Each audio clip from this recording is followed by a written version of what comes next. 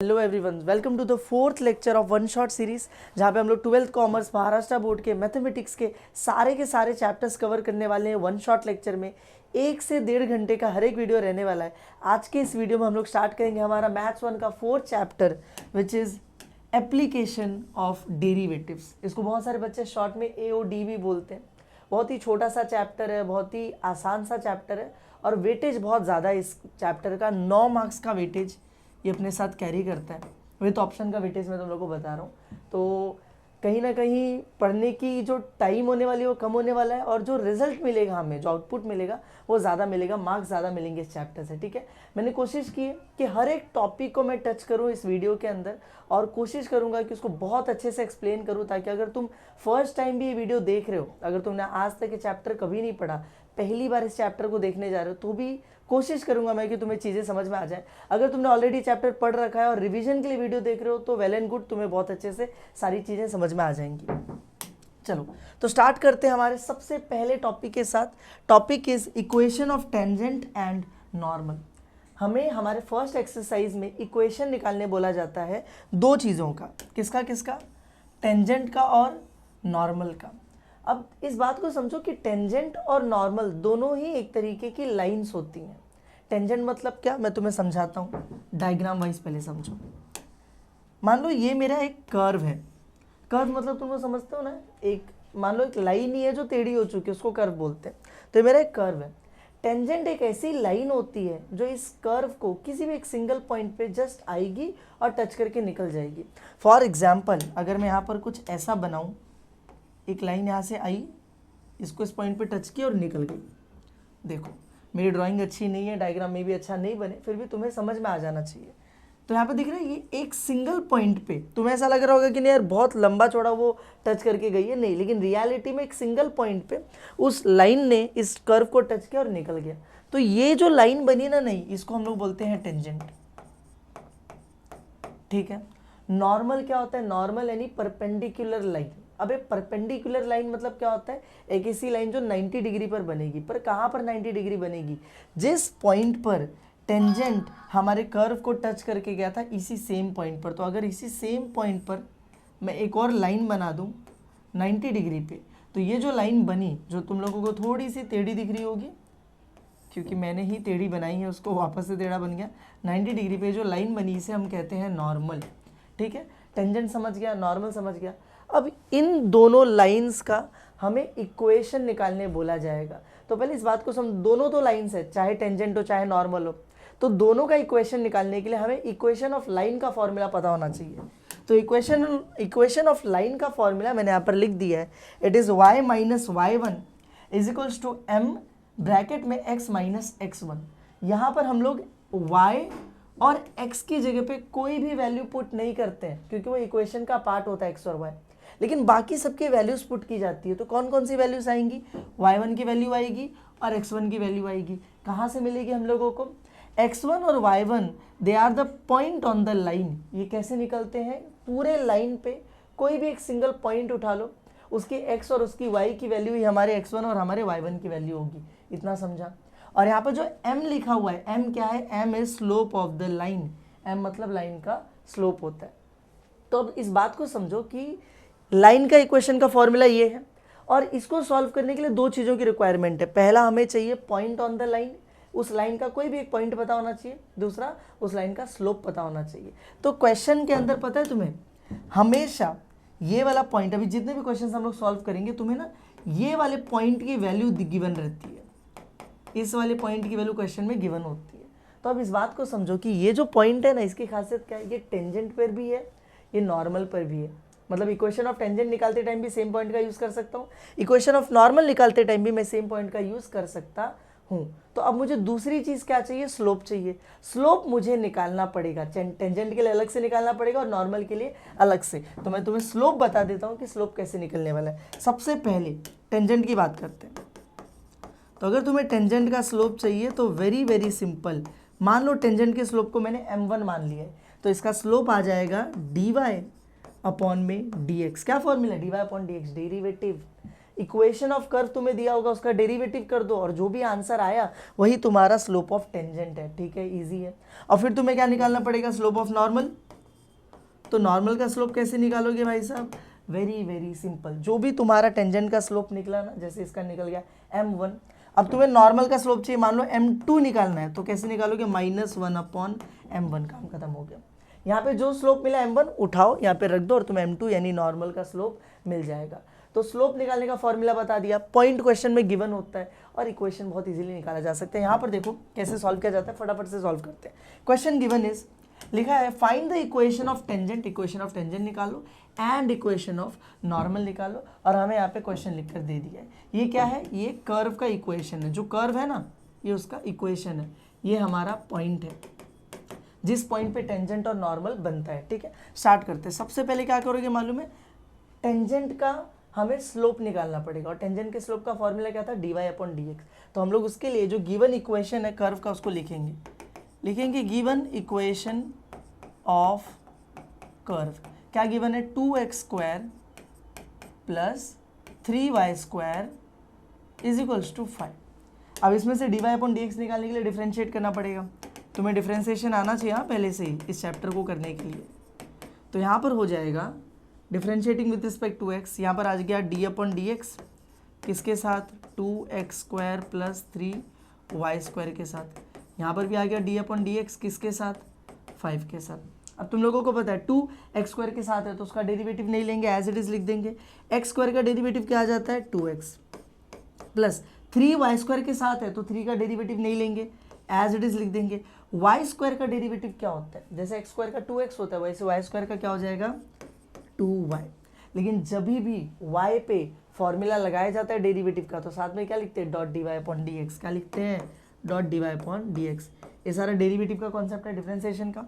Is equals to 5 एक constant है और अकेले है तो कांस्टेंट का डेरिवेटिव कितना आ जाएगा? 0। सिंपल। इसको सॉल्व करते हैं। 2 2 4x plus 3 2 6y .dy/dx is equals to 0। मुझे dy/dx की वैल्यू चाहिए तो ये जो dy/dx वाला टर्म है इसको इधर ही रखता हूँ, लेकिन ये जो 4x बचा है इसको भेज देता हूँ वहाँ पर। तो इसको मैंने भेजा वहाँ पर तो हमें मिलेगा 6y dy/dx, यहीं पर 4x उधर गया, क्या बन गया? -4x। अब जो 6y मल्टीप्लाई हो रहा है इसको भी वहाँ पर भेज दो तो क्या हो जाएगा? dy/dx यहाँ पर बचेगा, वहाँ पर आ जाएगा -4x, ये चला गया डिवाइड में तो अपॉन में 6y कैंसिल आउट करते हैं। चलो तो 2 2 4 2 3 6, तो हमारे पास फाइनली बचता है dy/dx is equals to -2x upon में 3y। हमें मिल गया हमारा dy/dx। अब इसका यूज़ करके क्या निकल जाएगा? Slope of tangent. क्या निकलेगा? Slope of tangent. तो नाउ हम मान लेते हैं कि let slope of tangent be m1। हमने स्लोप ऑफ टेंजेंट को क्या मान लिया? बी m1 मान लिया। तो इसीलिए m1 का जो फॉर्मूला आएगा वो क्या आ जाएगा? dy/dx ऐसे आ जाएगा। लेकिन जब तुम dy/dx की वैल्यू पुट करोगे ना तो दिक्कत क्या होगी मालूम है? कि वो तो ये है x और y लिखा हुआ है, प्रॉपर वैल्यू नहीं मिल रही है ना नंबर के अंदर। तो तुम यहाँ पर बाजू में क्या लिख दो मालूम है? नीचे ऐसे ब्रैकेट बना के यहाँ पे लिख दो x, y। क्या लिख दोगे? x, y, मतलब हम लोग वैल्यूज पुट करेंगे, और एक्चुअली x, y भी नहीं, हम यहाँ पे पुट करेंगे डायरेक्टली वैल्यूज लिखेंगे। कौन सी वैल्यूज? वो पॉइंट की वैल्यूज जो हमें क्वेश्चन में गिवन थी। तो क्वेश्चन में पॉइंट कौन सा गिवन था? 1, 1। तो हम लोग यहाँ पे डायरेक्टली क्या लिखेंगे? 1, 1। तो हम लोग यहाँ पे लिखेंगे 1, 1 नीचे ब्रैकेट में छोटा सा, कि हम लोग x और y की वैल्यू पुट कर रहे हैं। तो देयर फॉर m1 इज इक्वल्स टू क्या आ गया? ये पूरा आ गया -2x अपॉन में 3y। तो m1 is equals to -2x की वैल्यू कितनी आ गई? 1 अपॉन में 3y की वैल्यू कितनी आ गई? 1। तो हमें यहाँ से मिल जाता है m1 इज इक्वल्स टू 2 1 2, नीचे 3 1 3, ये आ गया m1 की वैल्यू। स्लोप ऑफ टेंजेंट निकल गया। अब ऐसे ही स्लोप ऑफ नॉर्मल निकालेंगे।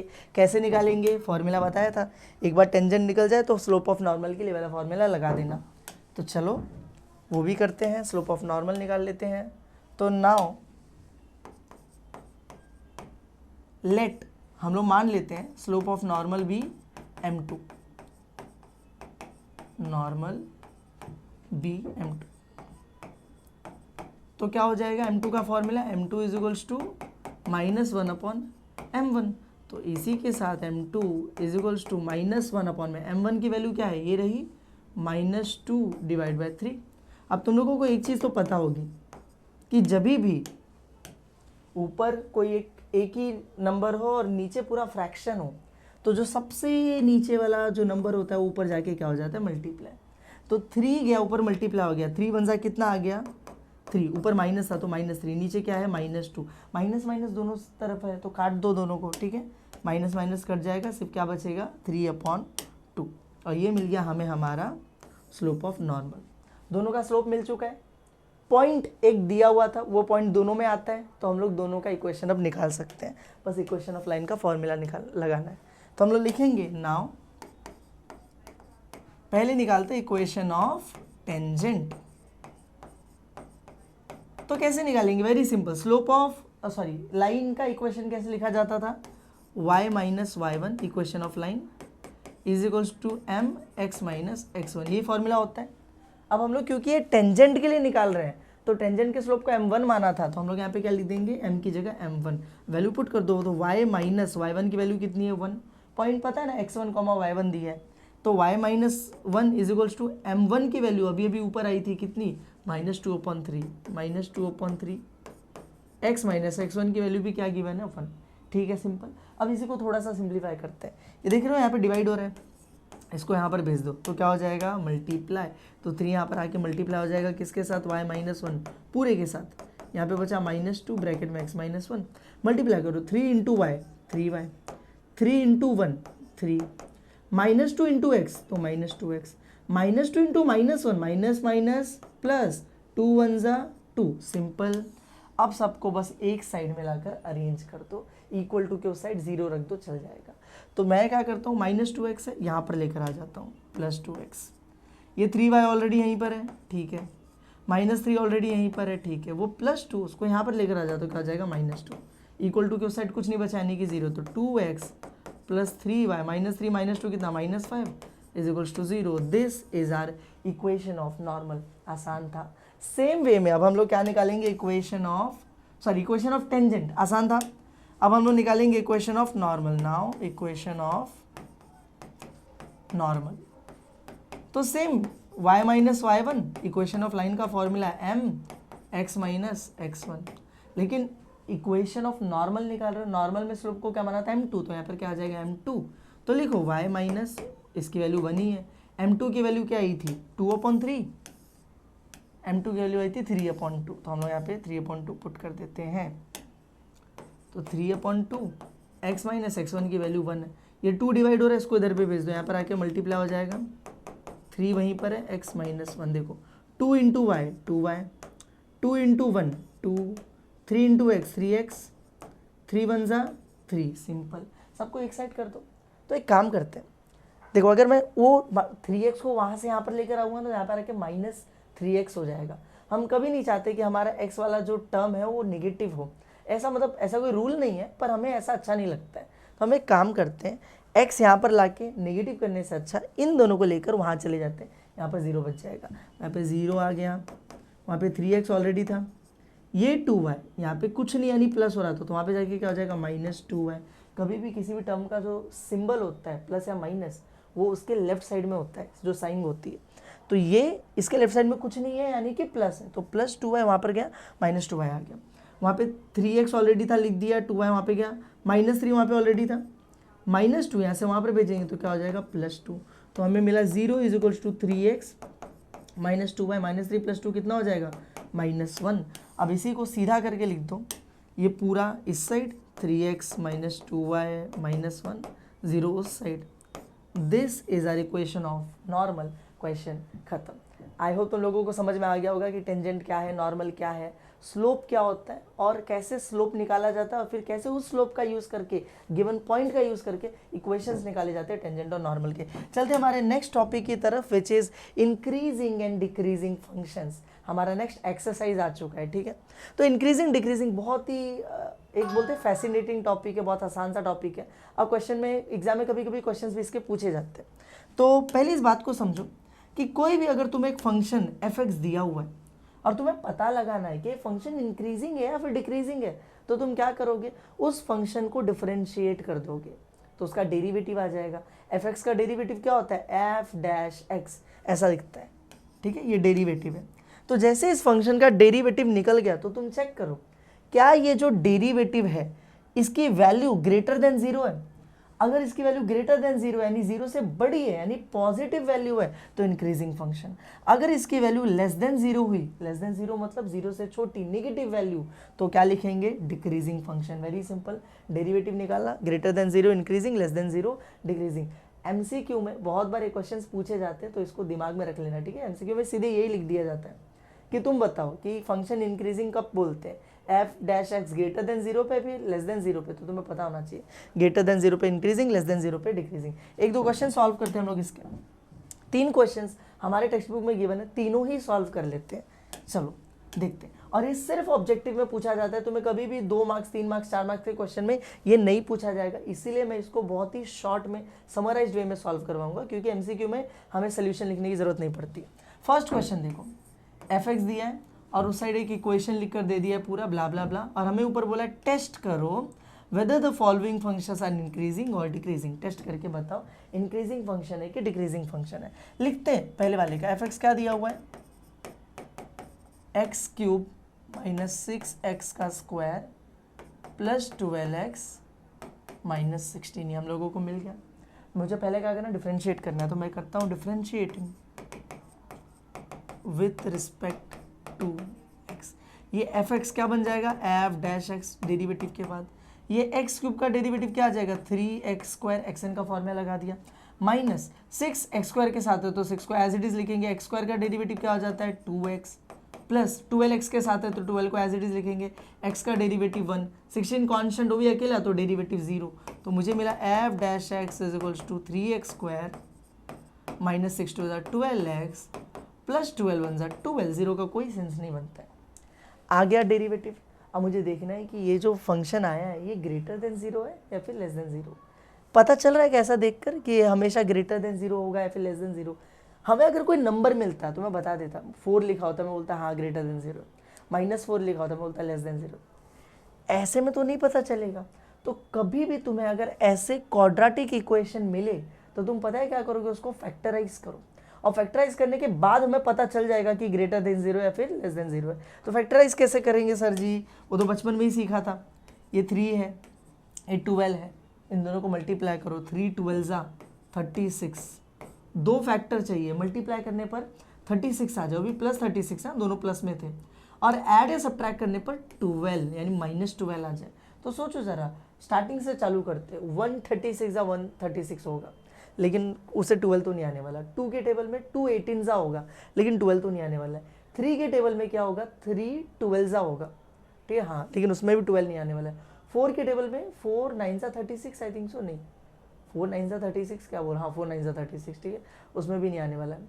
5 के टेबल में नहीं है, 6 6 36, हाँ हम लोगों को मिल गया, 12 आ जाएगा, तो 6 6 36, ठीक है, सिंपल, हमें पता चल गया। लेकिन दोनों प्लस में है तो मल्टीप्लाई करने पर तो प्लस 36 आएगा, लेकिन ऐड करने पर -12 नहीं प्लस 12 आ जाएगा। तो क्या करो, दोनों को माइनस लिख दो, मल्टीप्लाई करो, माइनस माइनस प्लस, 6 6 36, ऐड करके देखो तो -12 आ जाएगा। तो अब इसको फैक्टराइज करते हैं फटाफट से, तो f dash x is equal to 3x square as it is, ये -12x की जगह आ जाएगा -6x और प्लस 12।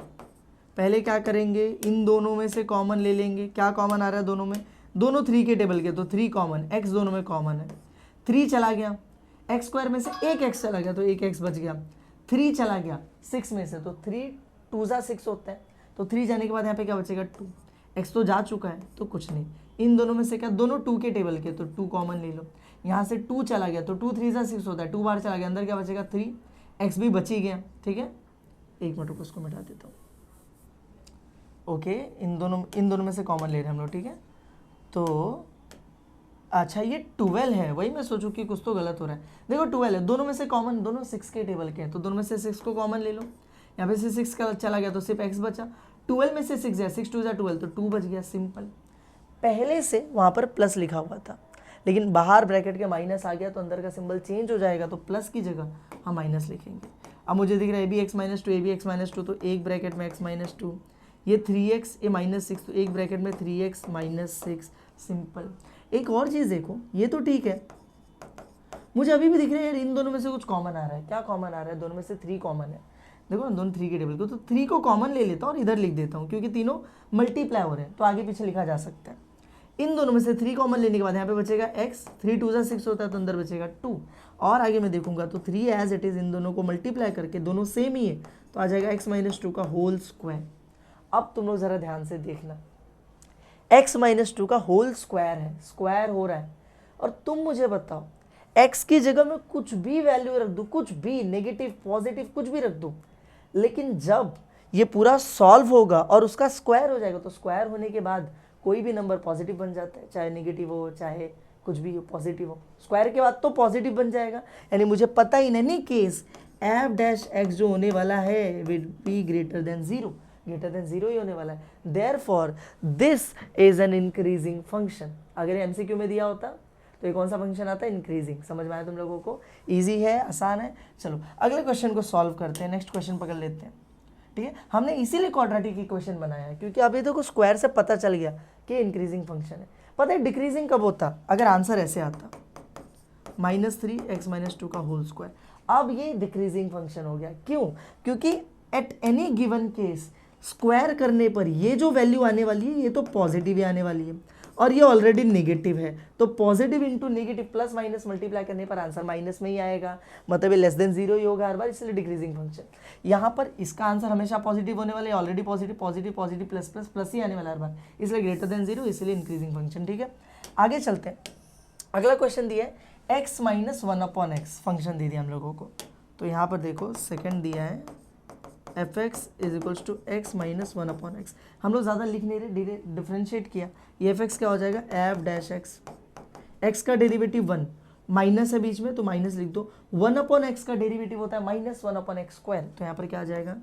-1/x स्क्वायर, तो 1 माइनस माइनस क्या हो जाएगा? Plus 1/x square. तुम मुझे बताओ ये x स्क्वायर हमेशा पॉजिटिव होने, ऑलवेज पॉजिटिव, ये नंबर ऑलरेडी पॉजिटिव है, तो मैं कुछ भी पुट कर दूं x की जगह, ये पूरा जो एक्सप्रेशन है हर बार पॉजिटिव ही निकल कर आएगा। देयरफॉर हमारा f dash x greater than 0 है, और देयरफॉर इट इज कौन सा फंक्शन? Increasing function. समझ में आया तुम लोगों को? इजी आसान है। नेक्स्ट देखते हैं, अगला दिया 7/x माइनस 3। चलो इसको सॉल्व करते हैं। 7/x माइनस 3 थर्ड, fx दिया है, चलो डिफरेंशिएट कर दो, ये हो जाएगा f डैश x। यहाँ पर जरा ध्यान से देखो 7 कांस्टेंट है, और उसके साथ में देखो 7/x का मतलब होता है 7 इंटू 1/x, तो 7 तो कांस्टेंट है और 1/x के साथ है, तो 7 को एज इट इज लिखेंगे, लेकिन जो 1/x है उसका डेरिवेटिव क्या आ जाएगा? -1/x square.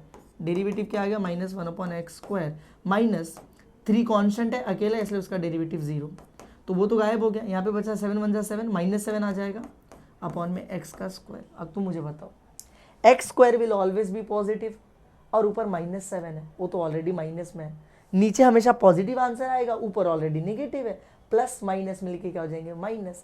तो हर बार हमारा f dash x would be less then 0, यानी नेगेटिव होगा, therefore it is a decreasing function. ये कौन सा फंक्शन है? Decreasing function. आई होप तुम लोगों को इंक्रीजिंग डिक्रीजिंग टेस्ट कैसे करते हैं समझ में आ गया होगा।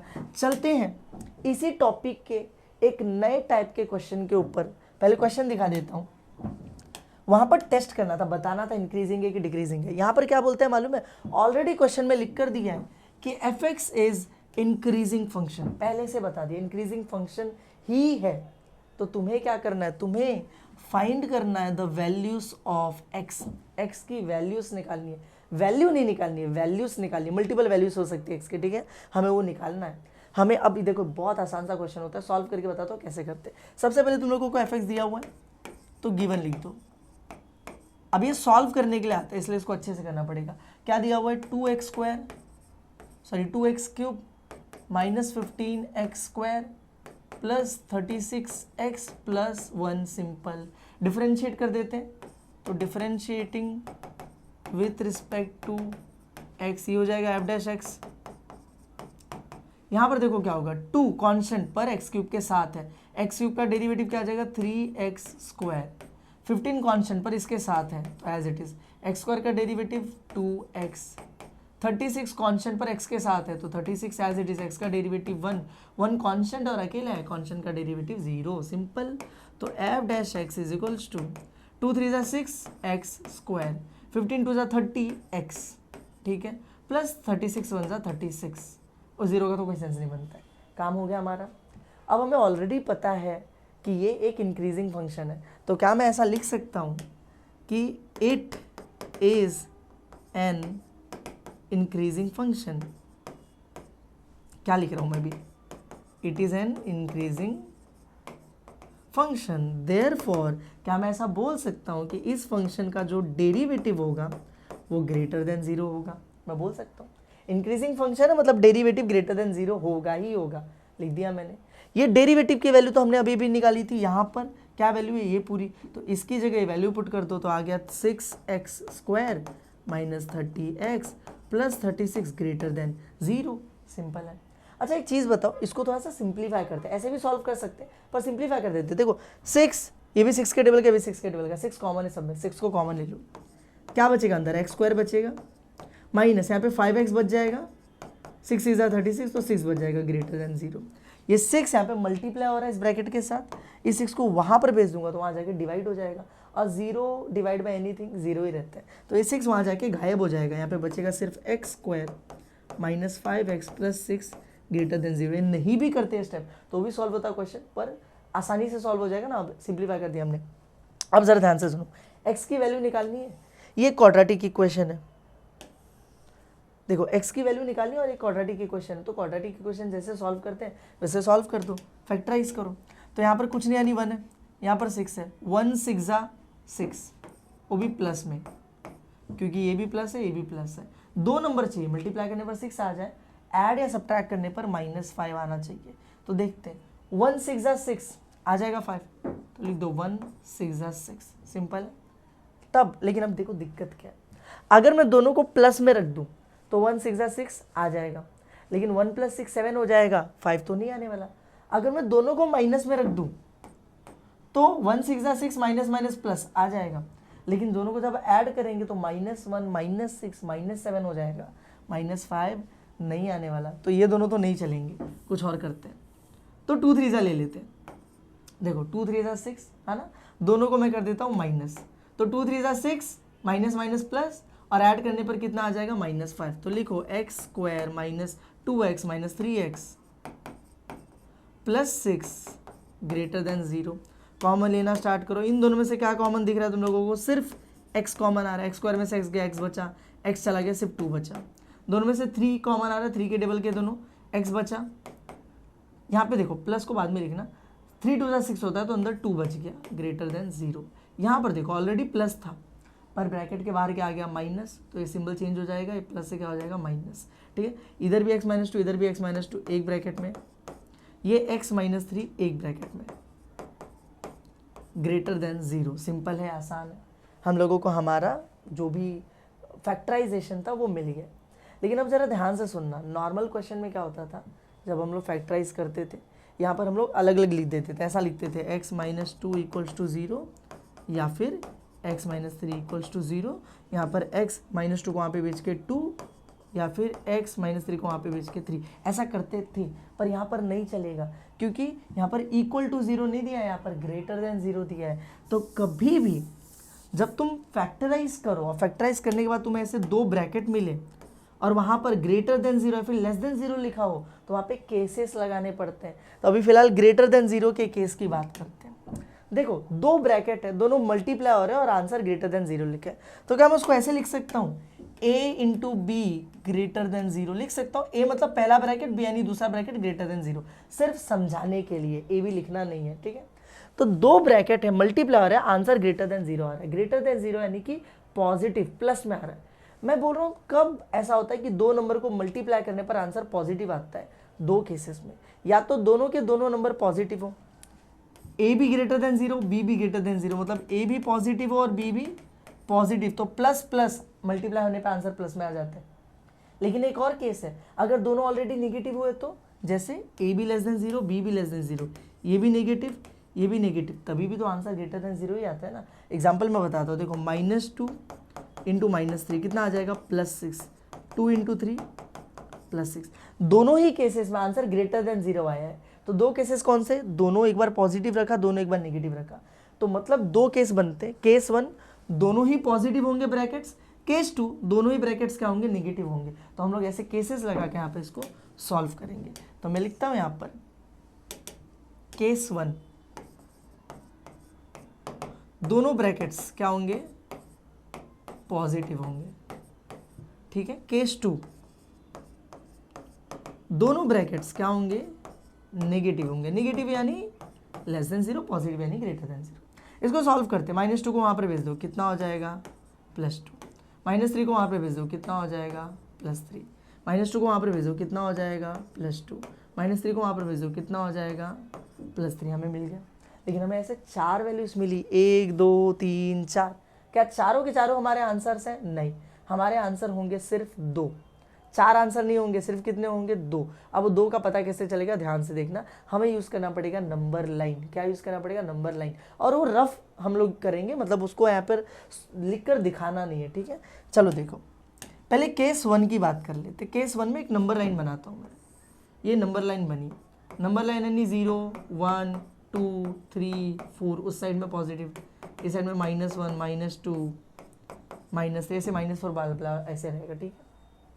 यहाँ पर लिखा जा रहा है कि x की वैल्यू ग्रेटर देन 2 है। ग्रेटर देन 2 यानी 2 से बड़ी। तो ध्यान से सुनना, x की वैल्यू 2 किधर है, ये देखो 2 रहा, 2 से बड़ी है। बड़ी मतलब किस साइड रहेगी, उस साइड चली जाएगी, ठीक है, अच्छी बात है। यहाँ पर बोला जा रहा है x की वैल्यू ग्रेटर देन 3 है, 3 से बड़ी है। तो 3 कहाँ पर है, 3 से बड़ी मतलब ये 3 है, इससे बड़ी, देखो यहाँ पर 3 है और 3 से बड़ी है, ठीक है। इतना समझ में आ गया हम लोगों को। अब हमें क्या करना मालूम है, इन दोनों में से कोई एक ही सिलेक्ट करना है। और कौन सा सिलेक्ट होगा मालूम है, जो कॉमन है उन दोनों के बीच में। अब कॉमन क्या है उस चीज को देखो, अगर मैं यहां पर एक लाइन ड्रॉ कर दूं तो तुम्हें एक चीज समझ में आ रही है कि यार ये जो इतना पार्ट है, ये जो आगे वाला पार्ट है, दोनों में कॉमन है आगे वाला पार्ट, लेकिन ये पार्ट दोनों में कॉमन नहीं है। तो कॉमन पार्ट कौन सा दिख रहा है हम लोगों को, सिर्फ ये वाला पार्ट कॉमन दिख रहा है। देखो यहाँ से दोनों कॉमन हो जा रहे हैं, और एक कहाँ पर आ रहा है, 3 पर आ रहा है। तो हम लोग बोलेंगे कि यहाँ से आंसर क्या लिया जाएगा, x ग्रेटर देन 3, क्योंकि x ग्रेटर देन 3 दोनों में क्या है, कॉमन है। इतना समझा तुम लोगों को? नहीं समझा तो टेंशन मत लो, नीचे वाले में वापस करेंगे उसी सेम प्रोसेस को, तो शायद तुम्हें समझ जाए। केस 2 में देखो, एक नंबर लाइन बनाता हूँ मैं, यहाँ पे 0 1 2 3 4, यहाँ पे -1 -2 -3, ठीक है। यहाँ पे क्या लिखा हुआ है, x लेस देन 2, x की वैल्यू 2 से छोटी होगी। 2 किधर है, एरा 2, इससे छोटी मतलब इस साइड में, ठीक है। फिर बोलते हैं x लेस देन 3, x की वैल्यू 3 से छोटी होगी। 3 किधर है, एरा इससे छोटी। हमें ढूंढना है कॉमन। कॉमन कौन सा है, तुम्हें दिखाई दे रहा है कि ये जो इतना पार्ट है, ये वाला पार्ट जो कॉमन है, ये साइड वाला पार्ट कॉमन है, वो उतना पार्ट कॉमन नहीं है। तो ये साइड वाला पार्ट कहाँ से स्टार्ट हो रहा है, 2 से स्टार्ट हो रहा है ना, देखो ना, 2 से दोनों कॉमन होना स्टार्ट हो जा रहे हैं। तो ये जो 2 वाला आंसर है अपना क्या है, करेक्ट है। कौन सा आंसर करेक्ट है हमारे लिए, 2 वाला आंसर करेक्ट है, ये वाला आंसर करेक्ट है। तो हम लिखेंगे therefore finally x greater than 3 और x लेस देन 2। ध्यान रखना इस चीज को, क्यों ऐसा लाइन बना के तुम्हें दिखाना नहीं हो, रफ वर्क है। तुम सिर्फ फाइनली 2 आंसर लिख दोगे, एक वहां से और एक यहाँ से, ठीक है। तुमने 2 आंसर लिख दिए। अब ऐसे वैसे तो आंसर खत्म हो गया, लेकिन इसको और थोड़ा सा आगे सॉल्व किया जाता है। इसको इंटरवल के फॉर्मेट में लिखा जाता है, इंटरवल के फॉर्म में लिखा जाता है। वो समझो कैसे लिखा जाएगा। हमने बोला कि x की वैल्यू जो है वो लेस देन 2 है, 2 से छोटी, 2 से छोटा यानी 1 0, फिर -1 -2 -3 -4, ऐसे कम होते होते होते होते कितना कम होगा, कितना कम होगा, बहुत पीछे चला जाएगा। तो एकदम लास्ट में क्या आ जाएगा, -इन्फिनिटी। तो हम लोग बोलेंगे कि x की जो वैल्यू है वो 2 से कम होते होते कहाँ तक आ जाएगी, -इन्फिनिटी तक, ठीक है। 2 से पीछे जा रही है, इसलिए मैंने 2 को उधर लिखा और -इन्फिनिटी को यहाँ पे पीछे आ जाएगी। प्लस यहाँ पर लिखा x की वैल्यू ग्रेटर देन 3, मतलब 3 से बड़ी, 4 5 6 7 8 9, लेकिन ऐसे बढ़ते बढ़ते बढ़ते बढ़ते कहाँ तक जाएगी, +इन्फिनिटी तक। तो 3 से स्टार्ट होगा और कहाँ तक चला जाएगा, +इन्फिनिटी तक, ठीक है। 2 से पीछे आया -इन्फिनिटी तक, 3 से आगे बढ़ा +इन्फिनिटी तक। ये भी वैल्यू है, ये भी वैल्यू है, तो बीच में क्या डलता है, यूनियन। यूनियन मतलब ये भी उसकी वैल्यू और वो भी है, यूनियन मतलब दोनों है, ठीक है। ये है हमारे एक्स की वैल्यू। समझ में आया तुम लोगों को? ऐसे इंटरवल के फॉर्म में तुम्हें आंसर लिखना है। चलो चलते हैं नेक्स्ट क्वेश्चन की तरफ। और अगला क्वेश्चन इज डिक्रीजिंग फंक्शन का। सेम वैसा ही क्वेश्चन है, हमें ऑलरेडी बता दिया है कि जो गिवन फंक्शन है f x is decreasing function, तुम्हें क्या करना है, find the values of x, x की वैल्यू निकालो। तो देखो क्या गिवन क्वेश्चन लिखते हैं, गिवन दिया है f x is equals to 2x का cube minus 15x square minus 144x minus 7। पहले क्या करेंगे, डिफरेंशिएट कर देंगे विथ रिस्पेक्ट टू x, ठीक है। तो ये हो जाएगा f dash x, 2 as it is, x cube का क्या हो जाएगा 3x square, 15 as it is, x square क्या हो जाएगा 2x, 144 as it is, x का डेरिवेटिव 1। यहाँ पे 7 कांस्टेंट है पर अकेले कांस्टेंट का डेरिवेटिव है 0, सिंपल। तो f dash x is equals to 2 3 6 x square, 15 2 30 x, 144 1 144 ही रहेगा, सिंपल है। फिर मैं क्या लिखूंगा, but it is decreasing function, same पिछले वाली की तरह। ये तो कौन सा फंक्शन है, डिक्रीजिंग फंक्शन है। तो देयरफॉर क्या मैं बोल सकता हूँ कि एफ डैश एक्स जो होगा वो इस बार लेस देन 0 होगा, 0 से छोटा होगा। तो एफ डैश एक्स की वैल्यू यहाँ पर मिल चुकी है, तो 6x square minus 30x minus 144 इस बार लेस देन 0 है। अब एक क्वाड्रेटिक इक्वेशन है, पर मैं देख रहा हूँ इसको सिंप्लीफाई किया जा सकता है कॉमन लेके, ठीक है। तो क्या कॉमन दिख रहा है सबके बीच में, मुझे लग रहा है 6 सबके बीच में कॉमन है, तो 6 को कॉमन ले लो, अंदर क्या बचेगा x स्क्वायर, 6 5 30 तो 5x। 6 के टेबल में 144 कब आता है मुझे नहीं पता है, तो एक बार डिवाइड करके देख लेते हैं। 144 डिवाइड बाई 6, 6 के टेबल में 14 नहीं आता, 12 आता है, 6 2 12, बचा 2 और आगे 4 24, 6 4 20। इसका मतलब 6 के टेबल में 24 जब करोगे तो 144 आता है, तो अंदर क्या बचेगा 24 लेस देन 0, सिंपल। 6 मल्टीप्लाई हो रहा है, 0 के पास जाके डिवाइड होगा और गायब हो जाएगा। तो हमारे पास बचा x square minus 5x minus 24 less than 0। अब ये क्वाड्रेटिक इक्वेशन है तो उसको एज इट इज जैसे सॉल्व करते थे सॉल्व करेंगे। यहाँ पे 1 है, यहाँ पे माइनस 24 है, मल्टीप्लाई करने पे कितना आ जाएगा माइनस 24। 1 इंटू 24, ये प्लस है और माइनस तो प्लस माइनस माइनस, ठीक है। तो 2 नंबर चाहिए, मल्टीप्लाई करने पर माइनस 24 आए, ऐड या सब्ट्रैक्ट करने पर माइनस 5 आ जाए। देखना चालू करते हैं, 2 12 5 नहीं आने वाला है, 3 8 5 आ जाएगा, 3 8 में तो 3 8 24 होता है। लेकिन देखो ध्यान से, आंसर नेगेटिव चाहिए। आंसर माइनस में कब रहेगा, जब दोनों में से किसी एक को हमें माइनस रखना पड़ेगा। किसको माइनस रखेंगे, हमें वैल्यू चाहिए -5, तो बड़े वाले नंबर को माइनस रख देते, छोटे वाले को प्लस में। अब जरा ध्यान से देखो, 3 8 24 प्लस माइनस माइनस माइनस 24 आ गया, ऐड करूंगा तो -8 और +3 -5 बन जाएगा, सिंपल है। तो हमारे पास बचता है एक्स स्क्वायर, वो दोनों लिख दो, प्लस 3x माइनस 8x फिर माइनस 24 लेस देन 0। कॉमन लेना चालू करो, इन दोनों में से क्या कॉमन आ जाएगा x, तो अंदर बचा यहाँ पर x प्लस 3। इन दोनों में से क्या कॉमन आ जाएगा, दोनों देखो 8 के टेबल के, तो 8 को कॉमन ले लो, तो अंदर बचेगा यहाँ पर x, 8 3 24 तो 3। देखो माइनस है ना बाहर, तो अंदर का सिंबल क्या हो जाएगा चेंज, माइनस की जगह प्लस, लेस देन 0। ये भी x प्लस 3, ये भी x प्लस 3 एक ब्रैकेट में, तो बच गया x माइनस 8, तो x माइनस 8 एक ब्रैकेट में, लेस देन 0 आ गया। लेकिन इसके आगे अब यहाँ पे इक्वल टू 0 तो दिया नहीं है कि नॉर्मली सॉल्व कर लेंगे। यहाँ पे 2 ब्रैकेट मल्टीप्लाई हो रहे, लिखा है लेस देन 0। 2 नंबर मल्टीप्लाई हो और आंसर लेस देन 0 यानी निगेटिव है, ऐसा कब होता है, वेरी सिंपल। अगर एक नंबर a है एक नंबर b है, तो 2 ही केसेस में आंसर नेगेटिव आ सकता है। एक जब a पॉजिटिव हो और b नेगेटिव हो, तो दोनों को मल्टीप्लाई करने पे आंसर लेस देन 0 आएगा। एक जब a नेगेटिव हो और b पॉजिटिव हो, तभी आंसर नेगेटिव आएगा। मतलब एक प्लस होना चाहिए, एक माइनस होना चाहिए, तभी आंसर लेस देन 0 आता है। तो हम लोग यहाँ पे 2 केसेस बनाएंगे। केस 1 जहाँ पे हम लोग a को ग्रेटर देन 0, b को लेस देन 0 लेंगे, पॉजिटिव और a नेगेटिव। और केस 2 में इसका उल्टा कर देंगे, ये पॉजिटिव लिया था तो नेगेटिव, इसको नेगेटिव लिया था तो पॉजिटिव कर देते हैं। ऐसे 2 केसेस बनेंगे हमारे। चलो ठीक है, वहाँ पे हम लोग चलते हैं और 2 केसेस बनाते हैं। तो हम लोग लिखते हैं केस 1, पहला वाला ब्रैकेट ग्रेटर देन 0, दूसरा वाला ब्रैकेट लेस देन 0। ये पॉजिटिव है नेगेटिव, मल्टीप्लाई करने पे आंसर नेगेटिव यानी लेस देन 0, ठीक है।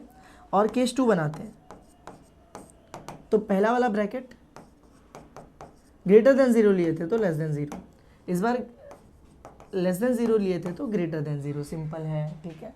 अब इसको सॉल्व करते हैं, +3 वहाँ पे जाएगा x ग्रेटर देन -3, -8 वहाँ पे जाएगा x लेस देन 8, ये +3 वहाँ पे जाएगा x लेस देन -3, ये -8 वहाँ पे जाएगा x ग्रेटर देन 8, सिंपल है, ठीक है, आसान है। अब ज़रा सॉल्व करते हैं और वही सेम हम लोग कॉमन रीजन निकालने की कोशिश करेंगे। 4 में से सिर्फ 2 ही वैल्यू सेलेक्ट होने वाली है। तो पहले नंबर लाइन बनाते हैं इसके लिए। तो एक नंबर लाइन बनी, ये 0 है, 1 2 3, यहाँ पर -1 -2 -3, ऐसे बनती चली जाएगी, ठीक है।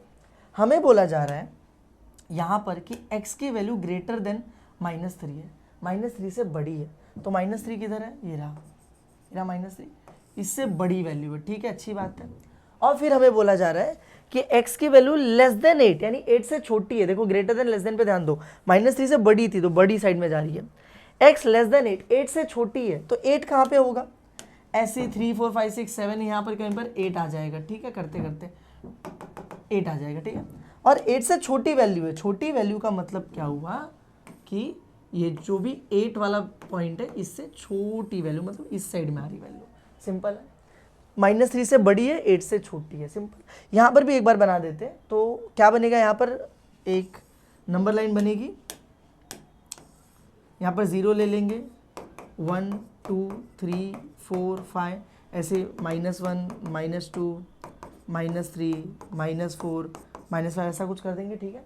हमें बोला जा रहा है x की वैल्यू -3 से छोटी है, -3 किधर है, ये रहा, इससे छोटी वैल्यू यानी इस साइड में जा रही है, और x की वैल्यू 8 से बड़ी है। अब ज़रा 8 कहाँ आएगा, ऐसे 5 करते करते यहाँ पे कहीं पर आ जाएगा 8, तो हमें बोला जा रहा है उसकी वैल्यू 8 से बड़ी है, 8 से बड़ी है। अब ज़रा ध्यान से देखो, हम लोग आंसर में कॉमन रीजन लिखते हैं, ये जो सेकेंड वाला केस है, केस 2, यहाँ पे दिखाई दे रहा है भाई -3 से छोटी 8 से बड़ी, कुछ कॉमन है दोनों में, नहीं, ये इस साइड जा रहा है वो उस साइड जा रहा है, दोनों में कुछ भी कॉमन नहीं है।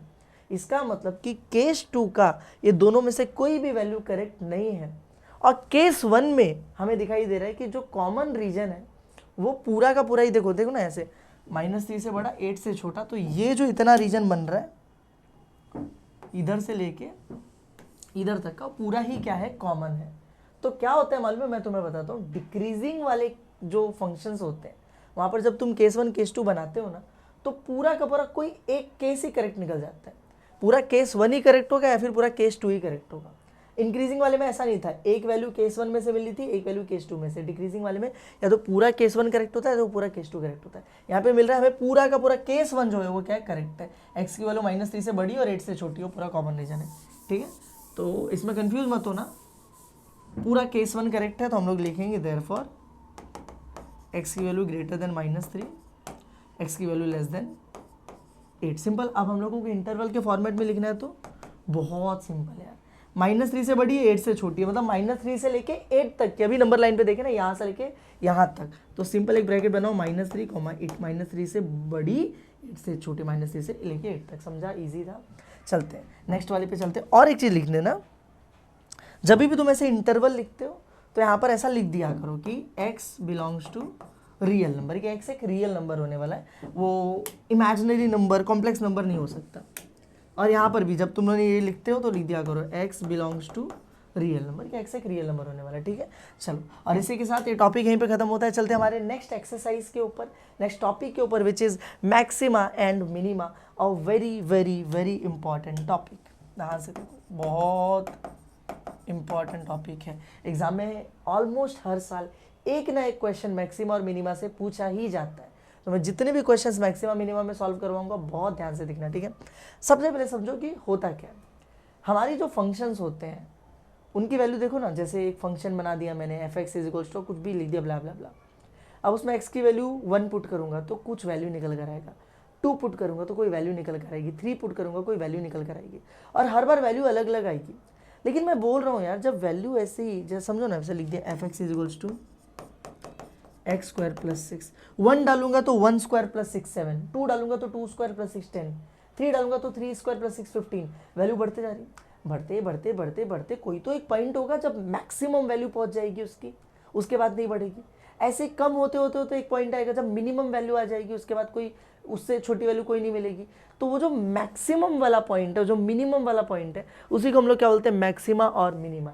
एक फंक्शन जो मैक्सिमम वैल्यू अटेन कर सकता है और जो मिनिमम वैल्यू अटेन कर सकता है उसको क्या बोला जाता है, मैक्सिमा और मिनिमा। ठीक है, समझ में आया तुम लोगों को?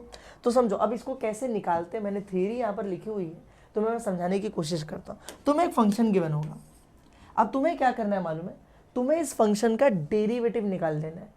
एफ एक्स दिया है तो तुम क्या निकाल लोगे, एफ डैश एक्स निकाल लोगे। ठीक है, अब जैसे तुम्हें एफ डैश एक्स मिला ना, इस एफ डैश के जो भी इक्वेशन आया रहेगा उसको पुट कर दो इक्वल टू जीरो। क्या पुट कर दोगे, इक्वल्स टू जीरो। और इक्वल टू जीरो पुट करते तुम्हें यहाँ पर मिलेगी एक्स की एक वैल्यू। क्या मिल जाएगी, एक एक्स की कोई भी एक रैंडम वैल्यू मिल जाएगी। और ये जो वैल्यू है इसको हम लोग बोलते हैं सी। क्या बोलेंगे, सी। सी एक ऐसी वैल्यू है जहां पर तुम्हारा f का डेरिवेटिव किसके बराबर है, जीरो के बराबर है। तो हमें देखो यहाँ पर लिखा भी हुआ है कि हमें ढूंढना है फाइंड पॉइंट सी, एक ऐसा पॉइंट सी ढूंढना है जहां पर जो f का डेरिवेटिव हो किसके बराबर हो, जीरो के बराबर हो। तो हम लोग इक्वल टू जीरो पुट करेंगे और c की वैल्यू निकाल लेंगे।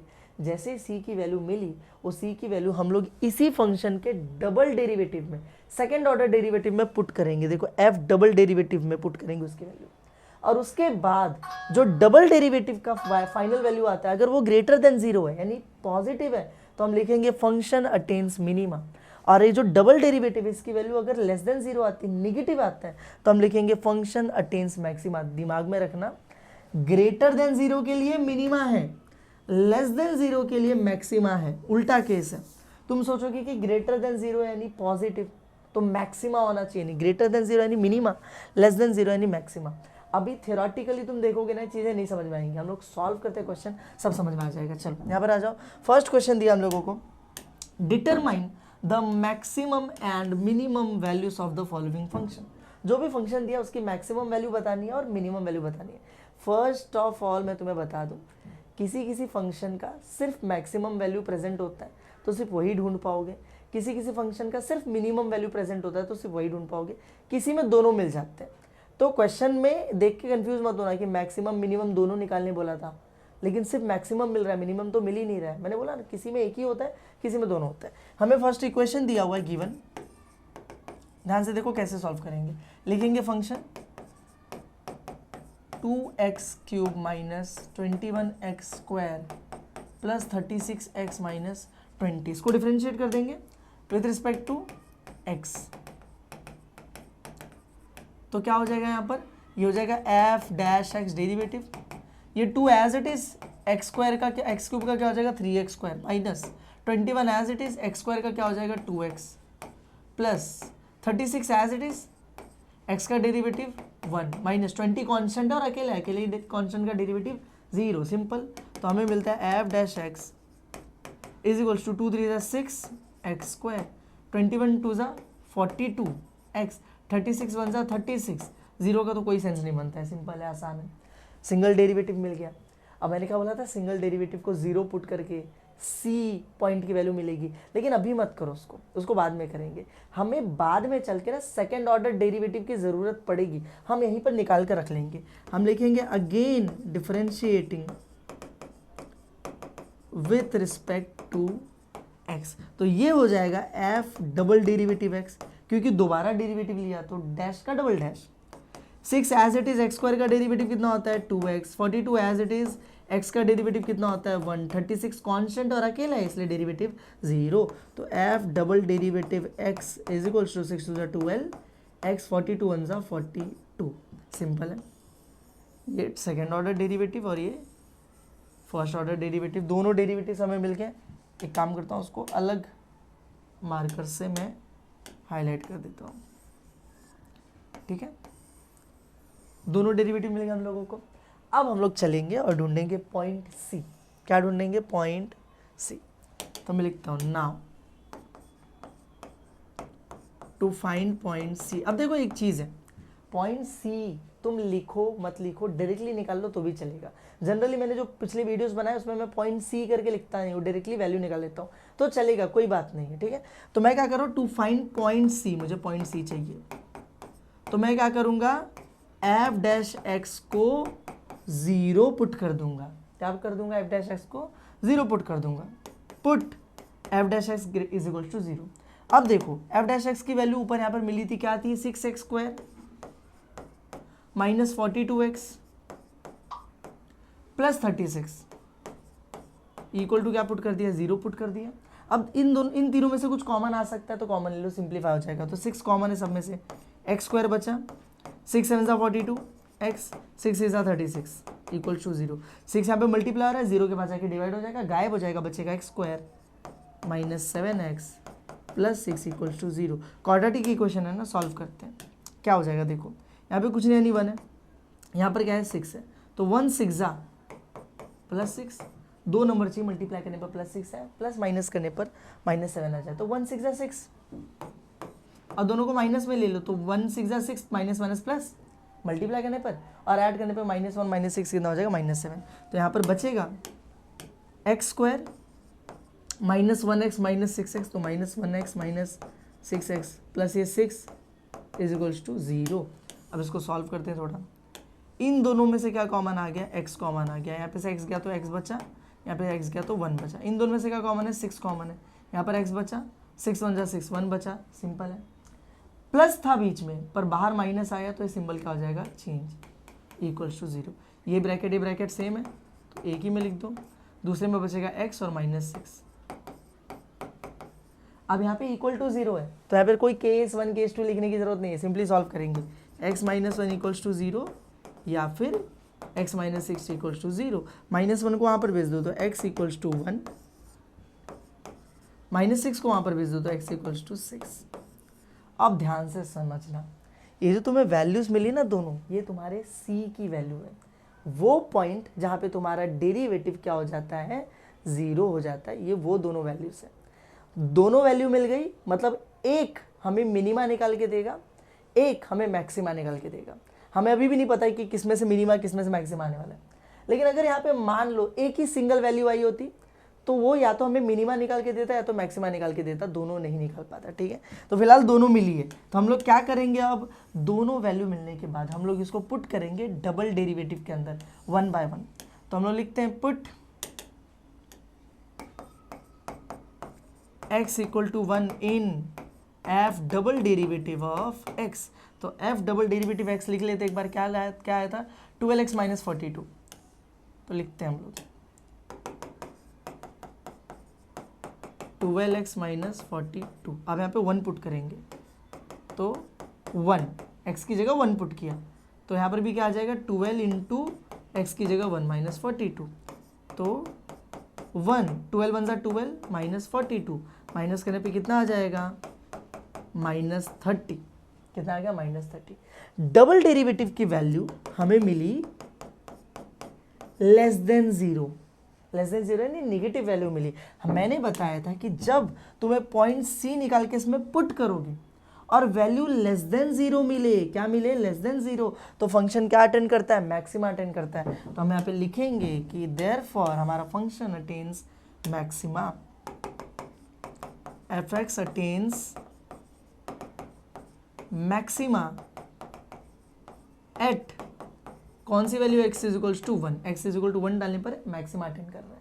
तो जिस पॉइंट पे मैक्सिमा अटेंड किया है यही पॉइंट हमें मैक्सिमम वैल्यू निकाल के देगा। तो हम लोग लिखेंगे therefore maximum value, maximum value कैसे मिलेगा मालूम है, वेरी सिंपल, fx में x की जगह 1 पुट कर दो, सिंपल। ये मैक्सिमा निकाल के दे रहा है ना, ये पॉइंट पे मैक्सिमा अटेंड हो रहा है, तो ये वैल्यू fx में x की जगह पे पुट कर दो, तो 1 पुट कर दो। fx का फॉर्मूला क्या दिया था, fx में जो गिवन फंक्शन था उसमें, तो पूरा 2x cube minus 21x square plus 36x minus 20। अब मेरे को याद नहीं है यार, वापस से लिखना पड़ेगा क्या, 2x cube minus 21x square plus 36x minus 20। एक बार वापस से रिकन्फर्म कर लेता हूँ मैं इसको, 2x cube minus 21x square, देखो 2x cube minus 21x square plus 36 minus 20, सही है, ठीक है। अब चलो, अब इसमें से हम वैल्यू निकाल लेते हैं फटाफट, तो उसको मिटा दूंगा मैं, ठीक है चलेगा, उसी को यहाँ पे सॉल्व करते हैं, ठीक है। तो 2 x की जगह 1 आ जाएगा, फिर क्यूब माइनस 21 x की जगह 1 आ जाएगा स्क्वायर प्लस 36 x की जगह 1 आ जाएगा माइनस 20। सॉल्व करो, 1 का क्यूब 1, 2 1 ज़ा 2, 1 का स्क्वायर 1, 21 1 ज़ा 21, 36 वन जा 36 माइनस 20 सिंपल। अब देखो कभी वैसे बहुत सारे प्लस माइनस दिखे तो कंफ्यूज नहीं होना, सारे प्लस वालों को अलग से ऐड करना, सारे माइनस वालों को अलग से ऐड करना। तो मुझे दिख रहा है ये इसके बाद में कुछ नहीं प्लस है, तो ये और ये प्लस वाले, दो प्लस वाले इनको अलग से ऐड कर दो, 36 + 2 38, ये माइनस वाला दोनों को ऐड कर दो 41 आ जाएगा, तो -41 आंसर वुड बी -3। ये हमें मिल गया हमारे फंक्शन की मैक्सिमम वैल्यू, खत्म हो गया। अब चलते हैं, x की एक और वैल्यू आई थी, c निकालने गए थे तो सिर्फ ये नहीं मिला था, ये भी मिला था x = 6। तो अब हम लोग डबल डेरिवेटिव पे x = 6 पुट करेंगे। तो हम लिखते हैं put now put x = 6 in f double derivative of x। तो f double derivative of x क्या था, 12x - 42, यही था ना,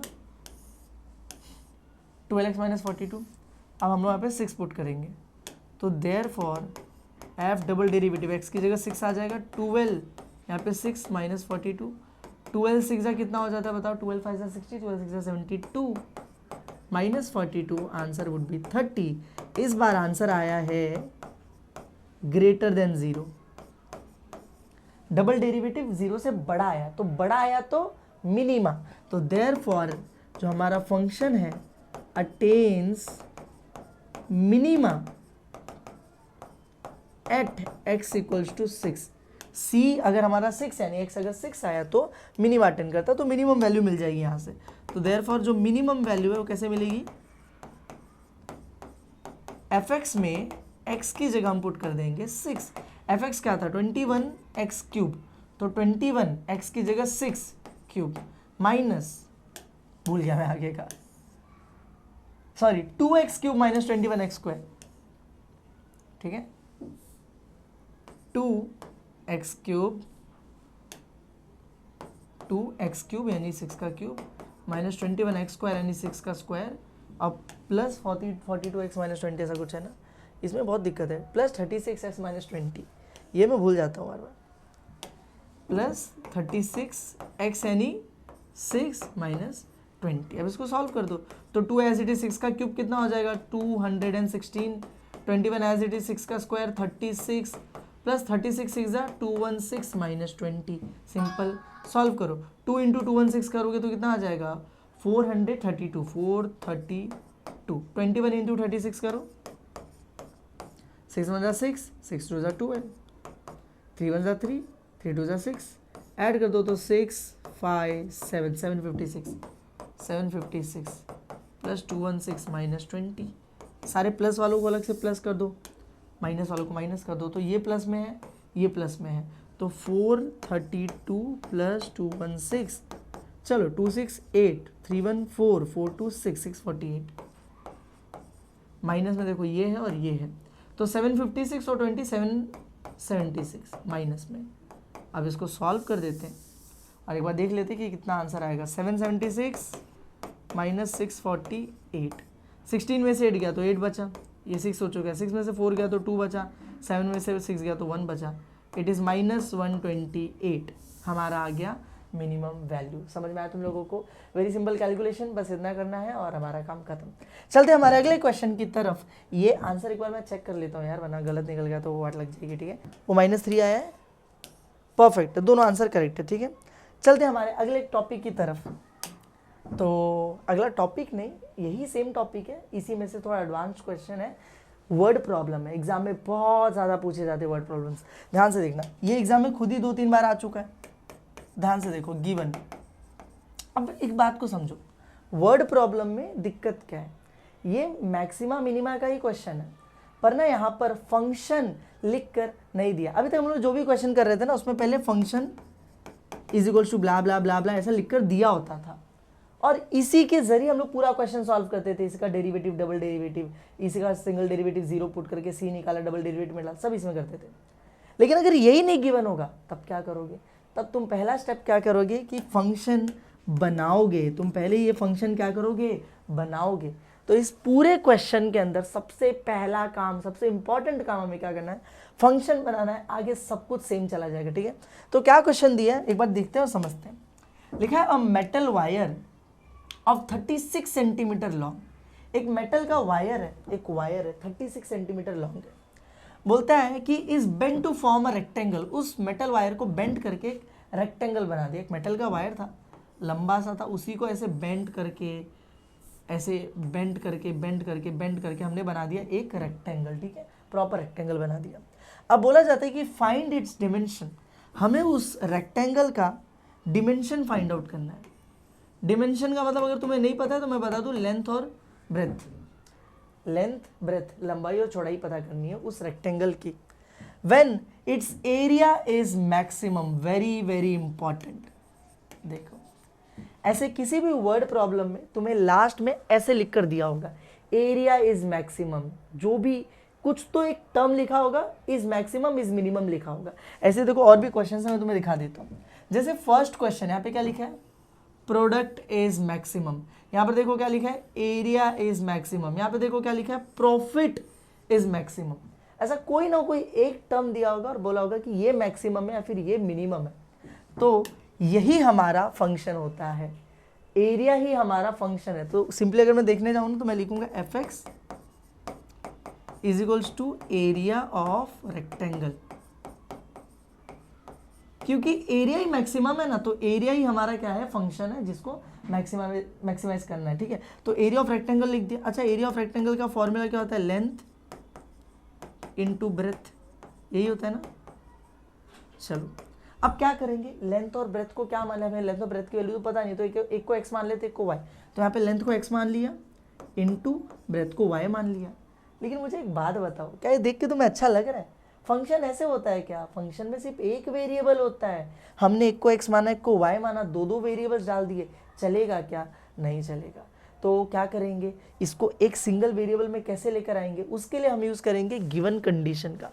क्या कंडीशन गिवन थी कि जिस वायर से ये रेक्टेंगल बना है वो wire in total 36 centimetre long था।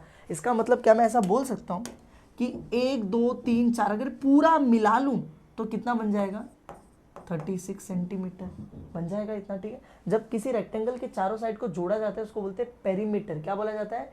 पेरीमीटर। पेरीमीटर का फॉर्मूला बहुत सिंपल है, ये लेंथ है, ये लेंथ है तो 2 लेंथ प्लस ये ब्रेथ है, ब्रेथ है तो 2 ब्रेथ। पेरीमीटर कैसे बनता है? 2 बार लेंथ 2 बार ब्रेथ, ऐसे पेरीमीटर बनता है। तो हम लोग ऊपर लिखेंगे let length and breath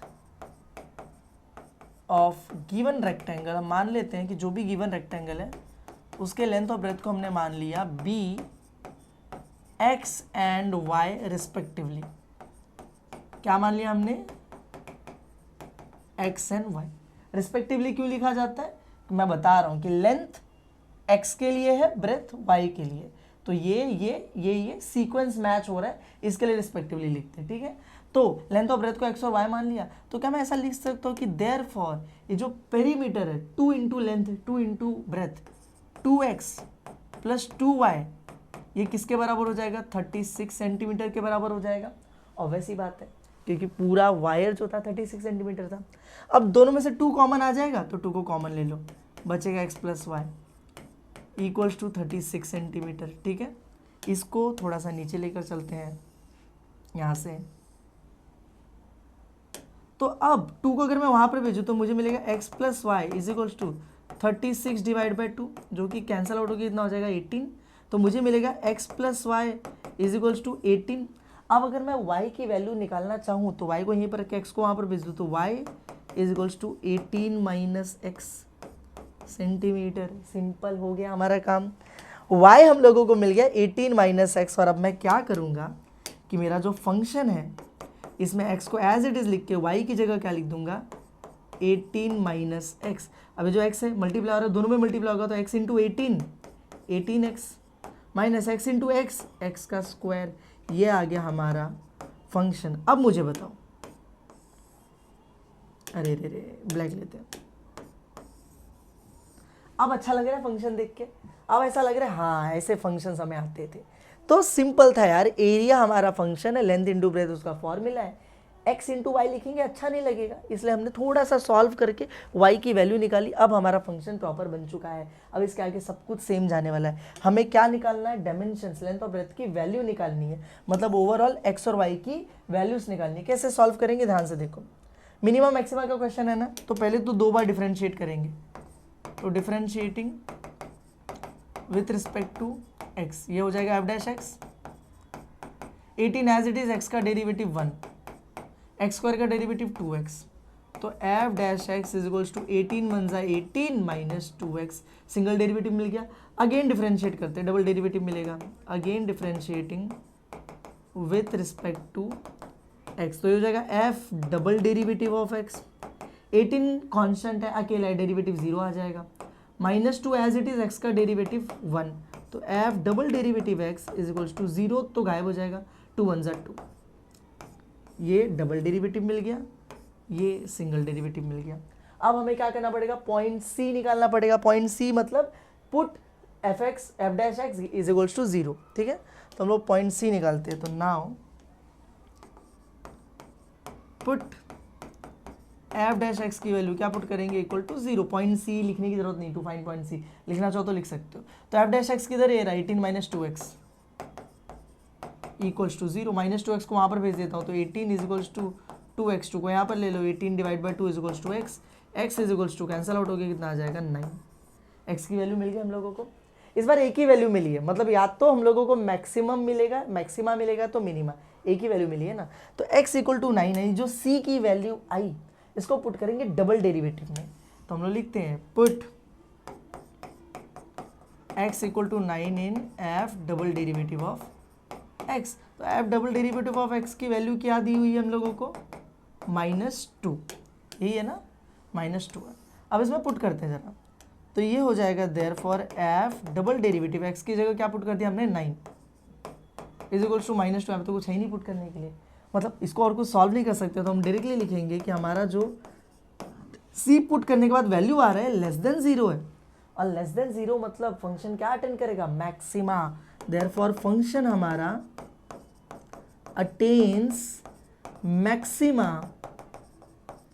eight x is equals to 9। x की वैल्यू 9 डालने पर फंक्शन मैक्सिमा अटेंड कर रहा है, क्योंकि वैल्यू लेस देन 0 आ रही है। ये सेम वैसा ही था जैसा हम लोगों ने नॉर्मल क्वेश्चंस पीछे सॉल्व कर रहे थे, बस फंक्शन निकाला था, उसके बाद ऐसा क्या मैक्सिमा हो गया, अटेंड हो गया।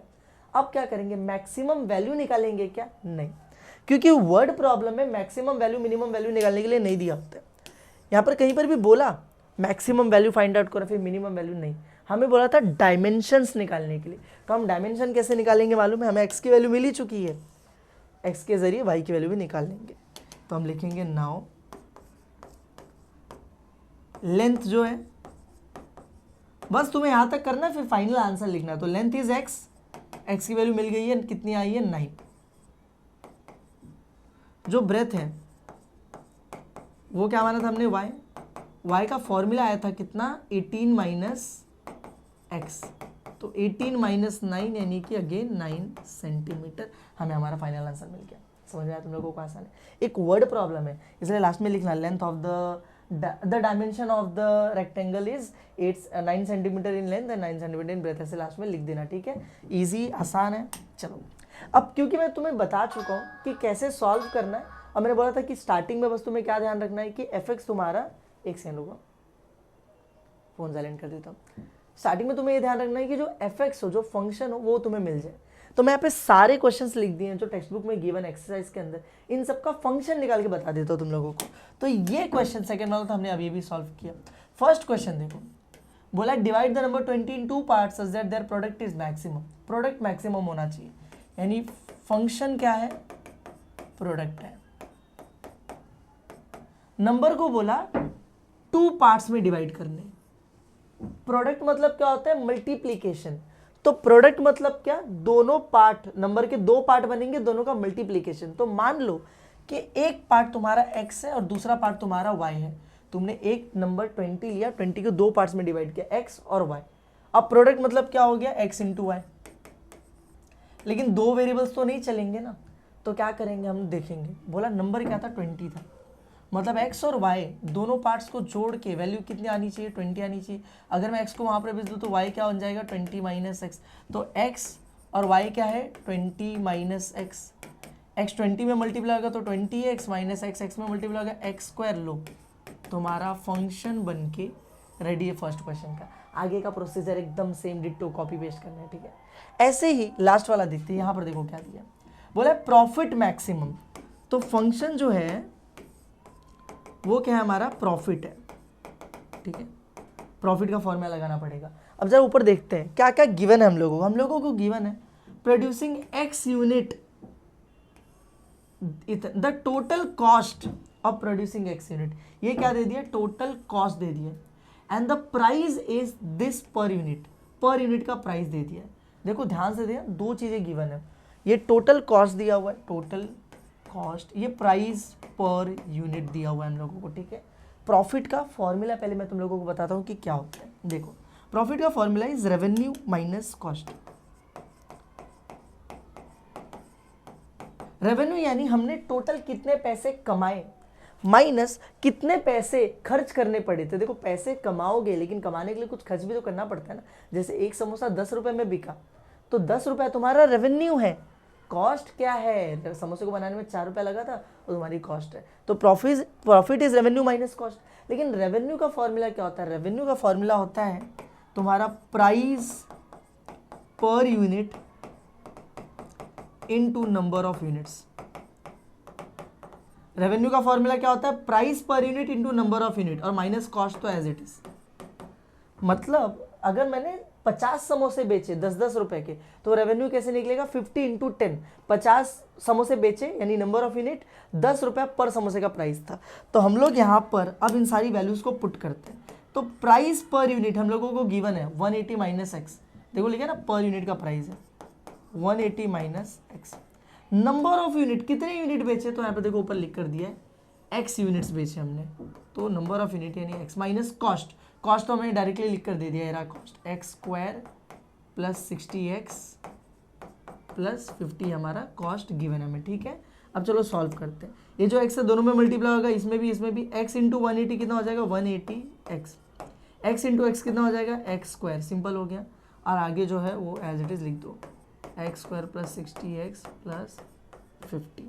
अब जरा ध्यान से देखो, वहाँ पे ब्रैकेट है ना, ब्रैकेट इसलिए लगा के रखा है क्योंकि माइनस है। माइनस जैसे ही ब्रैकेट ओपन होगा माइनस की वजह से सबका साइन चेंज हो जाएगा। तो ये x square plus plus minus minus हो जाएगा, माइनस 60x माइनस 50। अब इसको सॉल्व कर दो तो तुम्हें पता चलेगा कि ये देखो, ये एक्स स्क्वायर दोनों माइनस में है तो क्या आ जाएगा, माइनस 2x स्क्वायर।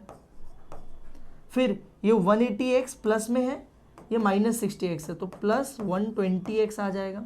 अब बचा माइनस 50, तो माइनस 50 ये आ गया तुम्हारा फंक्शन। समझ में आया तुम लोगों को, वेरी वेरी सिंपल। थोड़ा सा तुम्हें लग रहा होगा हार्ड है, नहीं हार्ड नहीं। प्रॉफिट रेवेन्यू माइनस कॉस्ट होता है। रेवेन्यू का formula price per unit into number of units minus cost. इसकी वैल्यू डाली, इसकी वैल्यू डाली, इसकी वैल्यू डाली, सबको सॉल्व किया, एफएक्स मिल गया। इसके आगे का प्रोसीजर सेम कॉपी पेस्ट जैसे पिछले क्वेश्चन में हमने किया था, ठीक है। चलते हैं हमारे नेक्स्ट क्वेश्चन की तरफ, नेक्स्ट टॉपिक की तरफ। अगला एक्सरसाइज स्टार्ट करते हैं। लास्ट एक्सरसाइज होने वाला हमारा ये, और सबसे बड़ा एक्सरसाइज है, application of derivative in economics. अब हम देखेंगे कि यार इको में, इकोनॉमिक्स के अंदर, अर्थशास्त्र के अंदर कैसे यूज किया जाता है डेरिवेटिव को। तो यहाँ पे मैंने कुछ चीजें लिखी हैं जो तुम लोगों को पहले देखनी चाहिए, कुछ फॉर्मूले हैं। और सबसे पहला फॉर्मूला जो अभी अभी तुमने वहां पर देखा, रेवेन्यू का फॉर्मूला क्या है, price per unit into number of unit. अभी अभी हमने अप्लाई किया था पिछले क्वेश्चन में, देखा। प्रॉफिट का फॉर्मूला क्या है, रेवेन्यू माइनस कॉस्ट। क्यों बता रहा हूँ, क्योंकि ये फॉर्मूले इस एक्सरसाइज में यूज होते हैं। अभी तुमने यूज करके तुम्हें दिखा भी दिया मैंने। और एवरेज कॉस्ट का फॉर्मूला होता है, एवरेज कॉस्ट को सी और नीचे ए लिख के डिनोट करते हैं। एवरेज कॉस्ट, सी यानी कॉस्ट, ए यानी एवरेज। इसका फॉर्मूला होता है सी अपॉन एक्स, यानी कॉस्ट अपॉन में एक्स। मैं तुम लोगों को एक चीज बता देता हूँ, कभी भी तुम लोगों को अगर एवरेज वर्ड दिखेगा तो कुछ नहीं करना है, जो भी गिवन तुम्हारा पैरामीटर है उसको डिवाइड बाय एक्स कर देना। और जब भी तुम लोगों को कहीं पर मार्जिनल लिखा हुआ मिलेगा, उसका मतलब जो भी गिवन पैरामीटर है उसका ले लो derivative with respect to x. Simple इतना ही करना होता है। जो भी, जब मान लो average cost, cost upon x, average profit, profit upon x, average demand, demand upon x, समझे? ऐसा आता नहीं है लेकिन मैं एग्जांपल दे रहा हूँ। एवरेज का मतलब क्या होता है? मार्जिनल मतलब derivative with respect to, differentiate with respect to, ठीक है? ये तुम लोग को सिर्फ मैं ऐसे ही बता रहा हूँ, इसका कोई प्रॉपर यूज नहीं होने वाला इस एक्सरसाइज के अंदर। और ये तीनों फॉर्मूले दिमाग में बिठा लो, और भी फॉर्मूले जो हम लोग आगे देखेंगे क्वेश्चन सॉल्व करते करते। तो सबसे पहला क्वेश्चन हमें दिया हुआ है, लिखा है the manufacturing company produces x items, कितने आइटम प्रोड्यूस कर रही है? एक्स, नंबर ऑफ यूनिट दे दिया है। द टोटल कॉस्ट, देखो टोटल कॉस्ट भी लिख कर दे दिया हम लोगों को, और हमें बोला the demand function for this product is this. अब देखो किसी को डिमांड फंक्शन अगर नहीं समझ रहा है कोई बड़ी बात नहीं है, डिमांड कितना है वो हम लोग कैलकुलेट करते हैं with respect to price, function of price होता है डिमांड, ठीक है? वो तुम्हें समझने की जरूरत भी नहीं, सिर्फ सॉल्व करने में यूज होगा। हमें बोला जा रहा है find the x for which, पहला question revenue is increasing, second है प्रॉफिट इज इंक्रीजिंग। दो क्वेश्चंस लिख कर दिए। पहला क्या लिखा है? रेवेन्यू इंक्रीजिंग, दूसरा क्या लिखा है? Profit increasing. अभी पता है क्या है, हम लोगों को बोला फाइंड एक्स, एक्स की वैल्यू निकालनी है, और इंक्रीजिंग डिक्रीजिंग फंक्शन दिया है। तो जैसे हम लोग देखो वहाँ पे सॉल्व करते थे, इंक्रीजिंग फंक्शन होता था, एक्स की वैल्यू निकालते थे केसेस लेकर, डिक्रीजिंग फंक्शन होता था, एक्स की वैल्यू निकालते थे केसेस लेकर, सेम वैसा ही है। लेकिन वहाँ पे फंक्शन दिया होता था एफ एक्स, यहाँ पर एफ एक्स नहीं दिया है। पहला काम क्या करना पड़ेगा? एफ एक्स यानी फंक्शन निकालना पड़ेगा। तो चलो स्टार्ट करते हैं, लिखते हैं गिवन। क्या गिवन है हम लोगों को? टोटल कॉस्ट लिख कर दे दिया, तो लिख देता हूँ टोटल कॉस्ट यानी कि सी, क्या लिख कर दिया? 180 प्लस 4x रुपीज़, ठीक है?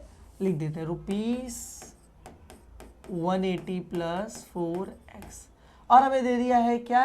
Number of units, number of units कितने हैं? x है। और ये जो दिया ना demand function, it is price per unit. ये क्या है? Price per unit. देखो ना p लिखा हुआ है, p मतलब क्या? प्राइस। तो कितना दे दिया है? इसको डिनोट किससे किया है? p से। 240 रुपीज, 240 माइनस x हमारा प्राइस पर यूनिट है। तीन चीजें गिवन है। तो हम स्टार्ट करते हैं फर्स्ट क्वेश्चन के साथ। क्या लिखा है? Revenue is increasing, revenue is increasing. तो हमारा फंक्शन यानी एफ एक्स क्या हो जाएगा? रेवेन्यू, क्योंकि रेवेन्यू इंक्रीज हो रहा है। रेवेन्यू का फॉर्मूला अभी भी पीछे बताया था, number of units into price per unit, ठीक है? चलो देखो नंबर ऑफ यूनिट कितने हैं? एक्स है, क्वेश्चन में गिवन है।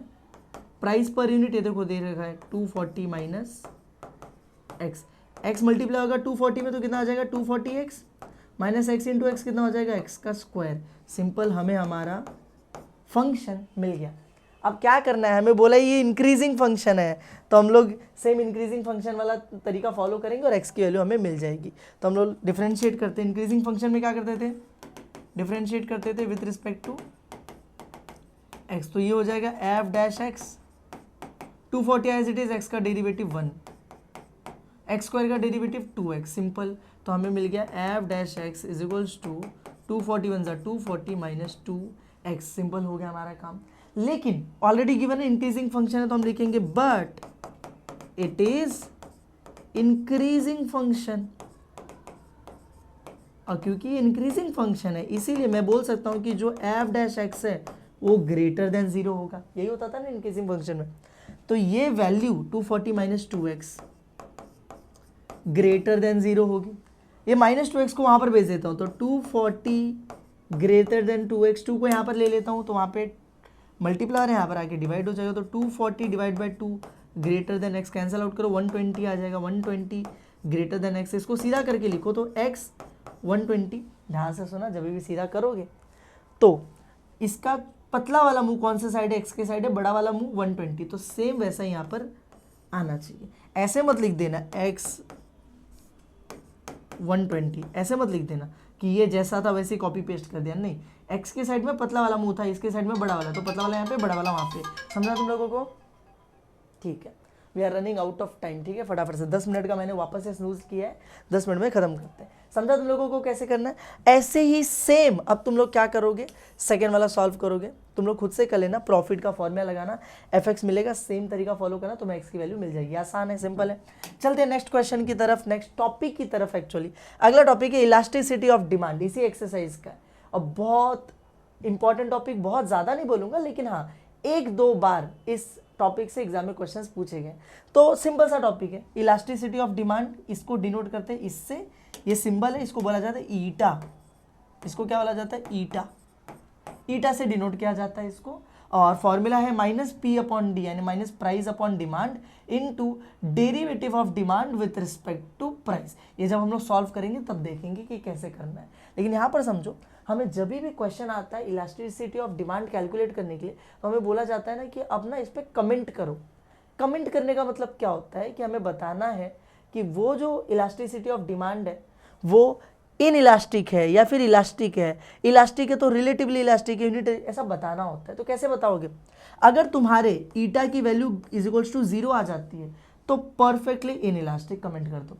अगर ईटा की वैल्यू 0 और 1 के बीच में आती है तो रिलेटिवली इन इलास्टिक। अगर ईटा की वैल्यू इक्वल्स टू 1 आती है यूनिटरी इलास्टिक, अगर ग्रेटर देन 1 आती है तो रिलेटिवली इलास्टिक। ठीक है, इसे समझाने का मेरे पास टाइम नहीं है, वन शॉट लेक्चर है, बहुत डिटेल में नहीं जाएंगे इसके, सिर्फ इतना समझो अगर ये वैल्यू आएगी तो ये कमेंट तुम्हें करना है। हम चलते सीधे क्वेश्चन की तरफ, एक क्वेश्चन सॉल्व करते हैं।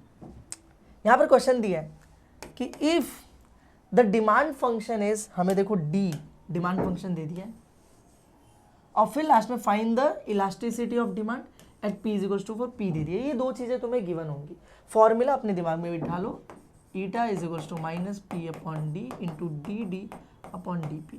तो सबसे पहला काम इस पूरे फॉर्मूले में तुम्हें क्या करना मालूम है, ये निकालना है, डेरिवेटिव ऑफ डिमांड। तो तुम लिखो यहाँ पे given demand is equals to क्या लिख कर दिया है, p+6 डिवाइड में p-3।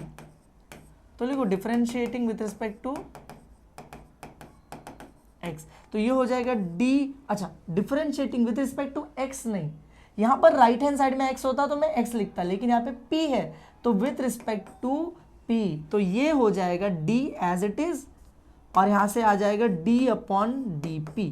जैसे d/dx आता था जब हम लोग differentiating with respect to x करते थे, वैसे p से किया तो d/dp आ जाएगा डिमांड के साथ, सिंपल है। और इस साइड भी आ जाएगा d/dp, किसके साथ, p+6 अपॉन में p-3 के साथ, तो ये तो एज इट इज रहेगा dd/dp। लेकिन यहाँ पर क्या आएगा, u/v रूल लग जाएगा। तो क्या होता है, पहले नीचे वाला टर्म आता है, फिर डेरिवेटिव ऊपर वाला टर्म आता है, फिर माइनस ऊपर वाला टर्म आता है, डेरिवेटिव नीचे वाला टर्म आता है, और पूरे के अपॉन में नीचे वाले टर्म का स्क्वायर हो जाता है। ठीक है, u derivative v minus v derivative u upon में v का स्क्वायर। ये तुम्हें आता होगा डिफरेंशिएशन से। इसको सॉल्व कर लेते हैं, फटाफट सॉल्व करते हैं इसको, ठीक है, टाइम नहीं अपने पास। तो ये तो एज इट इज रहेगा। यहाँ पर देखो p का डेरिवेटिव 1 और 6 कांस्टेंट है, डेरिवेटिव 0 हो जाएगा। ये 1 और ये 0 जोड़ के कितना आ गया, 1, p+6 एज इट इज। यहाँ पर देखो p का डेरिवेटिव 1, 3 कांस्टेंट है तो 0, तो 1 - 0 1 अपॉन में वही p-3 का होल स्क्वायर। तो इसको सॉल्व करो, dd/dp इज इक्वल्स टू ये इंटू 1 एज इट इज, ये इंटू 1 भी एज इट इज रहेगा, लेकिन माइनस है तो जैसे ब्रैकेट ओपन करोगे साइन चेंज हो जाएगा, p+6 p-6 हो जाएगा, अपॉन में p-3 का होल स्क्वायर। तो ये हो गया dd/dp। यहाँ पर जरा ध्यान से देखो, ये p ये -p दोनों कैंसिल आउट हो जाएंगे, तो बचा क्या हमारे पास, -3 -6 यानी कि -9 और अपॉन में p-3 का होल स्क्वायर। सिंपल है, ये हमें मिल गया हमारा डेरिवेटिव वाला पार्ट जो फॉर्मूले में वहाँ पर दिया हुआ है। अब हम लोग फॉर्मूला अप्लाई कर देंगे। तो formula is now elasticity of demand. क्या फॉर्मूला है, eta is equals to -p/d into d/dp। तो -p, p की वैल्यू अभी मत पुट करना, ठीक है, p की जगह भी कुछ मत लिखना।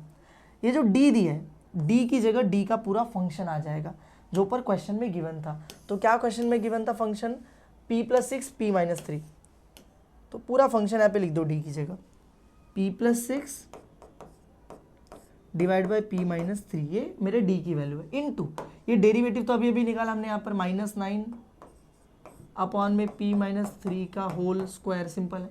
अब जरा एक चीज़ ध्यान से देखना, P minus three, A B P minus three, वो वहाँ पर इसके साथ बाजू में यानी इसके साथ मल्टीप्लाई हो रहा है और ये डिवाइड हो रहा है, तो वो मल्टीप्लिकेशन में डिवीजन में मतलब हम लोग काट सकते हैं। तो एक पी माइनस थ्री यहाँ पे कट जाएगा, तो हमारे पास बचेगा माइनस पी अपॉन में पी प्लस सिक्स इंटू -9 और अपॉन में एक पी माइनस थ्री क्या हो जाएगा, बच जाएगा।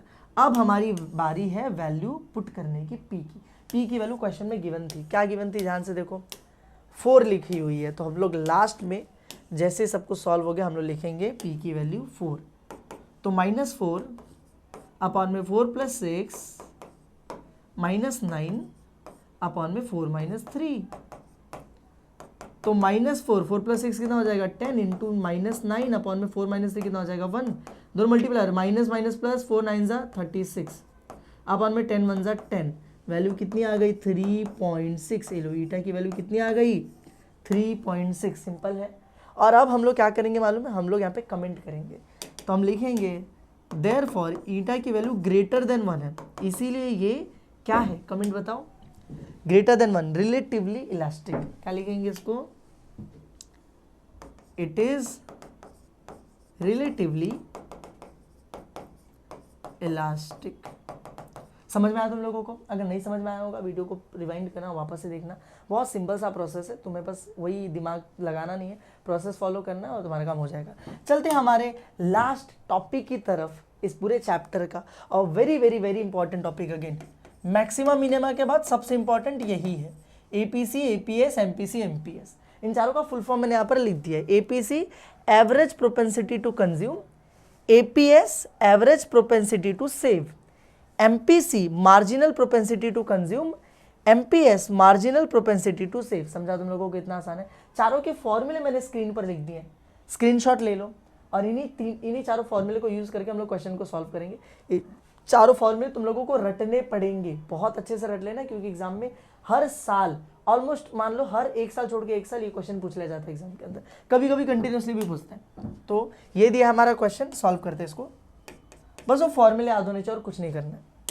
तो ध्यान से देखो, हमें बोला find MPC, MPS, APC, APS, इतना बोल दिया हम लोगों को, और हमें बोला है ये जो ईसी है ये है एक्सपेंडिचर, और ये जो आई है ये क्या है, इनकम है।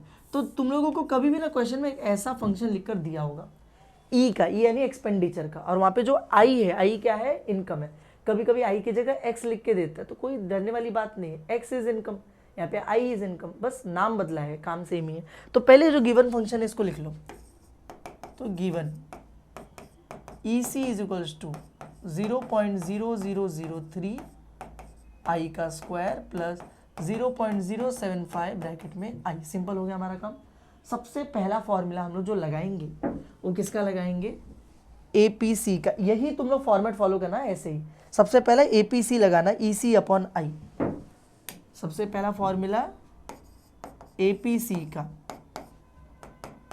EC के अपॉन में आई। तो चलो पुट करो, EC क्या गिवन है पूरा लिखा, 0.0003 आई का स्क्वायर प्लस 0.0075 आई। अब पूरे के अपॉन में क्या आ गया, आई आ गया, ठीक है, पूरे के अपॉन में आई आ गया।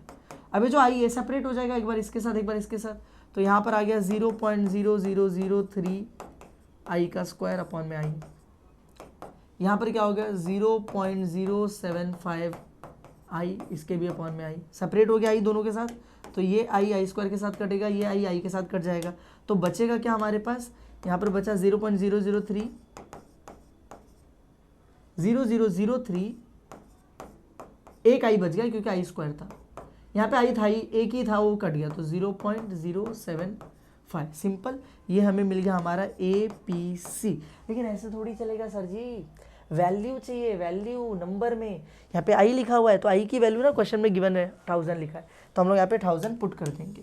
इतना सॉल्व करने के बाद क्या करना, put I is equals to 1000, तो देयरफॉर आई यानी इनकम, इनकम उसके 1000 रुपये है, तो APC इज इक्वल्स टू 0.0003। चलो एक और स्नूज लगा रहा हूँ 10 मिनट का, फटाफट खत्म करते हैं। आई यानी कितना 1000 है प्लस 0.075, सिंपल है। अब इसको जरा ध्यान से देखो, 1000 में कितने जीरो होते हैं 3 जीरो, तो 3 पॉइंट आगे शिफ्ट करता है चीज़ों को। तो ये जो पॉइंट है ये इधर जाएगा, 1 2 और 3 यहाँ पर चला जाएगा, तो हमारे पास बचेगा 0.3। ये 3 जीरो को पार करके 3 के आगे जाके पॉइंट रुक जाएगा 0.3 प्लस ये तो एज इट इज रहने वाला है 0.075। इन दोनों को ऐड कर दो तो 0.375 कितना आ जाएगा 0.375। हमारा हो गया APC। इजी है, आसान है, सिंपल है, फॉर्मूला लगाना था बस। इसके बाद सेकंड क्या फॉलो करोगे, APC निकलने के बाद APS निकालो, 1 माइनस APC। तो हम लोग लिखेंगे यहाँ पर APS, फॉर्मूला क्या है 1 माइनस APC। तो 1 माइनस APC की वैल्यू अभी भी तो मिली थी 0.375, तो कितना बचेगा 0.625। लो हो गया तुम्हारा काम, APS भी निकल गया। सिंपल है, आसान है। थर्ड क्या निकालने बोला है मैंने, जो बताया सेम फॉर्मेट फॉलो कर लो। MPC कैसे निकलता है, देखो EC दिखा है, EC यानी एक्सपेंडिचर फंक्शन, उसका डेरिवेटिव लिया है with respect to I. EC का डेरिवेटिव लेना है विथ रिस्पेक्ट टू आई, ठीक है। तो चलते हैं वहाँ पर MPC निकालते हैं। तो मैं लिखता हूँ MPC, फॉर्मूला क्या है, डेरिवेटिव लेना है विथ रिस्पेक्ट टू आई। किसका डेरिवेटिव लेना है भाई, EC का, एक्सपेंडिचर फंक्शन का। तो चलो देखो एक्सपेंडिचर फंक्शन क्या था पहले ऊपर देखते हैं। तो ये है हमारा एक्सपेंडिचर फंक्शन। अब इसका जब डेरिवेटिव लूंगा विद रिस्पेक्ट टू आई, तो ये आई स्क्वायर के साथ है तो as it is copy paste होगा, आई स्क्वायर का डेरिवेटिव 2i, ये as it is copy paste होगा, आई का डेरिवेटिव 1। तो सिंपल ये हो जाएगा 0.0003 as it is i square का derivative 2i plus 0.075 as it is i का डेरिवेटिव 1। खत्म हो गया हमारा काम। इन दोनों को मल्टीप्लाई करो तो 2 इसमें जब मल्टीप्लाई होगा तो 0.0003 2 6 आई, ये तो 1 से मल्टीप्लाई होकर एज इट इज रह जाएगा, ठीक है। परफेक्ट हो गया हमारा काम। लेकिन आई की वैल्यू भी तो पुट करो, तो आई की वैल्यू जब पुट करोगे तो 0.0006, आई की वैल्यू कितनी है 1000 है प्लस 0.075। अब देखो ये जब मल्टीप्लाई होगा 1000 3 जीरो शिफ्ट करेगा तो 1 2 3 वहाँ पे जाके रुकेगा 0.6 और वो हो जाएगा 0.075। ऐड करोगे तो आ जाएगा 0.675। ये हमें हमारा मिल गया MPC। इजी है, आसान है एकदम। और बस इसके बाद एकदम लास्ट हमारा आता है MPS। तो MPS का फॉर्मूला इज 1 माइनस MPC। तो तुम लिखो fourth MPS which is 1 minus MPC। तो 1 माइनस MPC यानी 0.675, आंसर इज 0.325। और यहाँ पर ये क्वेश्चन हो जाता है खत्म। समझ में आया तुम लोगों को। और बस इसी के साथ हमारा पूरा one shot application of derivative का यहाँ पे खत्म होता है। कमेंट में ज़रूर बताना कि वन शॉट कैसा लग रहा है, आगे कौन से चैप्टर्स मुझे करने चाहिए, क्योंकि आई डोंट थिंक सो कि एग्जाम तक सारे वन शॉट हो पाएंगे। मैं सोच रहा हूँ सिर्फ मैथ्स 1 खत्म करते हैं, लेकिन तुम्हारा क्या ओपिनियन कमेंट्स में ज़रूर लिखना। अगर वीडियो पसंद आई तो वीडियो को लाइक करना, चैनल को सब्सक्राइब करना। मिलते हैं नेक्स्ट वीडियो में। Thank you.